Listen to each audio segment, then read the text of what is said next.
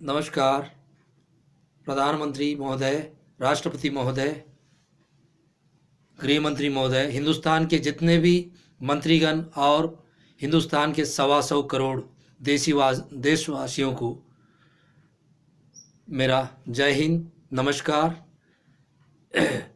मैं मोहम्मद जलील CISF unit NALCO Damanjodi में posted था।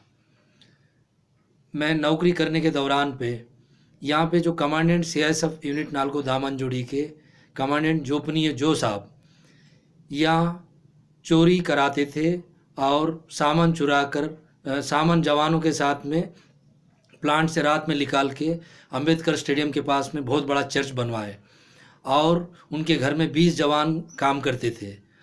और बुब्बली के पास विजयनगरम डिस्ट्रिक्ट में वहाँ पे एक हमारा एक हेड कांस्टेबल फायर का रामकृष्णा, उसके घर के पास में कमांडेंट साहब को ज़मीन दिलाया। वो यहाँ 5 साल था, 5 साल तक कभी भी वो ड्यूटी नहीं किया था। वो खाली सेकंड कमांडेंट के नाम पे लोग जवान हर इंस्पेक्टर तक उससे डरते थे कि ये जो कमांडेंट इनके काले कामों के बारे में, और मैं इनके खिलाफ़ मैं ऊपर में लिखा और मैं इनके खिलाफ़ आवाज़ उठाया। हमें चर्च में बाइबल भी देते थे पढ़ने के लिए, बोले, हमने मना कर दिया, प्रोटेस्ट किया। एक मैं हूँ, एक अनिल कुमार, सत्येंद्र कुमार, सुभाष, हम लोग 4-5 लड़के थे, हम लोग विरोध किए। तो अनिल को कंपलसरी रिटायरमेंट कर दिया, सत्येंद्र कुमार को कंपलसरी रिटायरमेंट किया, सुभाष को रिमूवल फ्रॉम की सर्विस किया। मुझे 11 चार्जशीट दिया कमांडेंट जोपनीय जो साहब, उनके खिलाफ़ मैंने आवाज़ उठाया बोल के। आज तक आज़ादी के 70 साल बाद में भी आर्मी से लेके जितने भी आर्म्ड फोर्स है, किसी जवान को आज तक 11 चार्जशीट नहीं मिला, मुझे दिया। तो मैं इसके खिलाफ़ 25 मार्च 2013 को तत्कालीन गृह मंत्री कांग्रेस गवर्नमेंट के उनको जाके मिल के मैं उनको बताया तो जब गृह मंत्री महोदय बोले कि मैं इसकी जांच करवाऊंगा, आज तक उसकी जांच नहीं हुई। मैं वहाँ दिल्ली से आने के बाद में मुझे 2/4/2013 को मुझे सस्पेंड किया गया। उसके बाद 11 चार्जशीट मेरे को एक एक करके मुझे 11 चार्जशीट दिए। मुझे इतना परेशान किए कि मेरी 11 इंक्वायरी अफसर अलग अलग इंक्वायरी करके मुझे बहुत तंग किए। जब इंक्वायरी रिपोर्ट मुझे 21/11/2013 को मुझे बाई पोस्ट भेजा गया उनके द्वारा, उसमें 15 दिन का समय दिया गया था। तो मुझे 6 दिसंबर 2013 में मुझे जवाब देना था। मुझे जवाब देने से पहले ही मुझे डिसमिस फ्रॉम सर्विस किया गया। मैं इसके खिलाफ़ हॉनरेबल हाई कोर्ट कटक में न्याय के लिए गया। हॉनरेबल हाई कोर्ट मुझे प्रोटेक्शन दिए। मेरा केस जब तक क्लियर नहीं होगा, मेरे बच्चों को स्कूल जाने के लिए और क्वार्टर का स्टे दिया गया। उसके बाद मेरे घर में 21/10/2014 को बिजली पानी काट दिए। फिर हॉनरेबल हाई कोर्ट में जाके मैं कंटेम्प्ट ऑफ कोर्ट किया। तो हॉनरेबल कोर्ट कमांडेंट साहब को 5/11/2014 को कोर्ट में बुलाया गया। वहाँ आके माफ़ी, गलती हो गई बोल के माफ़ी मांग के चले गए। फिर हॉनरेबल हाई कोर्ट के आदेश का फिर अवहेलना किए। 28 मार्च 2016 को मेरे बच्चों को स्कूल जाने के लिए स्कूल बस में नहीं चढ़ने देते थे, हमारा मेडिकल फैसिलिटी बंद कर दिए। उसके बारे में फिर मैं हॉनरेबल हाई कोर्ट गया। तो 6 दिसंबर 2016 को फिर मेरे बच्चों को स्कूल जाने के लिए और मेरा मेडिकल इलाज के लिए हॉनरेबल हाई कोर्ट ने आदेश किए। और 21 दिसंबर 2016 को कमांडेंट साहब को कोर्ट में अपीयर होने के लिए बोला गया। उन्होंने कोर्ट में अपीयर नहीं किए। इतना जो अत्याचार प्रताड़ित मुझे किया गया, मैं प्रधानमंत्री राष्ट्रपति महोदय को दिल्ली जाके गृह मंत्री, गृह राज्य मंत्री, हिंदुस्तान में जितने भी मंत्रीगण हैं सबको जाके मिला। मैं तेलंगाना का रहने वाला, मेरे MP, कई MP लोग जो है गृह मंत्री साहब को लेटर लिखे। एक आंध्रा के जो है एर्रम नायडू साहब जो है वो भी, असदुद्दीन ओवैसी और जितेंद्र रेड्डी साहब, बहुत सारे MP गृह मंत्री साहब को लिखे।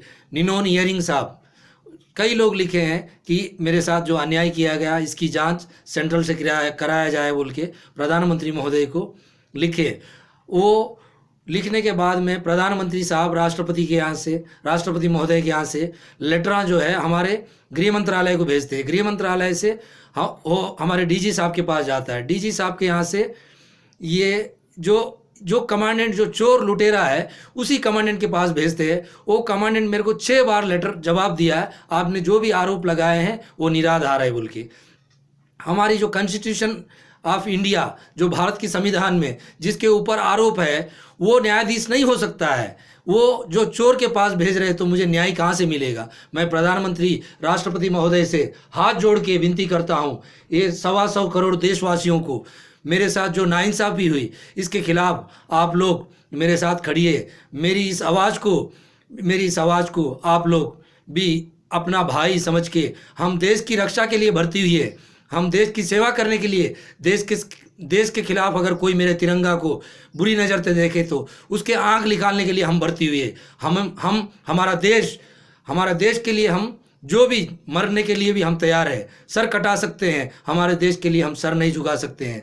ऐसा जवान मैं हिंदुस्तान में कोई ऐसा हथियार नहीं, हर हथियार मैं चला पाता, बम भी बना सकता, बम भी मैं डिस्पोज कर सकता।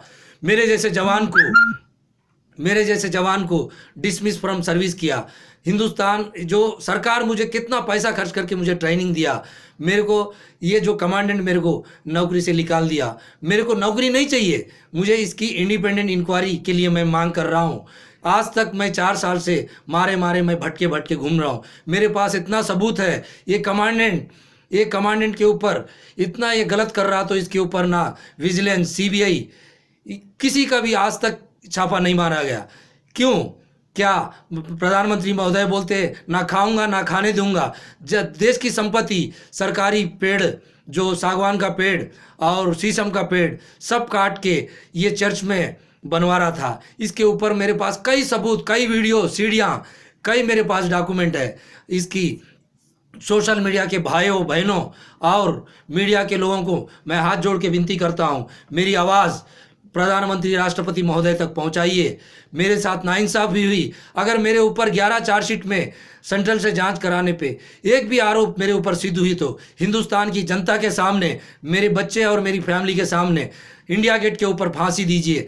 एक याकूब मेमन के लिए हिंदुस्तान की अदालत, सुप्रीम कोर्ट रात को 12 बजे खोल के उसको फुल अपॉर्चुनिटी दिया गया। क्या मैं हिंदुस्तान के लिए शपथ लेके आया देश की सेवा करने के लिए? आज तक मुझे न्याय नहीं मिल रहा। क्या प्रधानमंत्री महोदय जवानों के साथ जाके दिवाली मनाते हैं? प्रधानमंत्री साहब, मैं भी आपका जवान हूँ, मेरे साथ नाइंसाफ़ी हुई, आप मेरी न्याय दिलाइए, इंडिपेंडेंट इंक्वायरी कराइए। जय हिंद, जय भारत।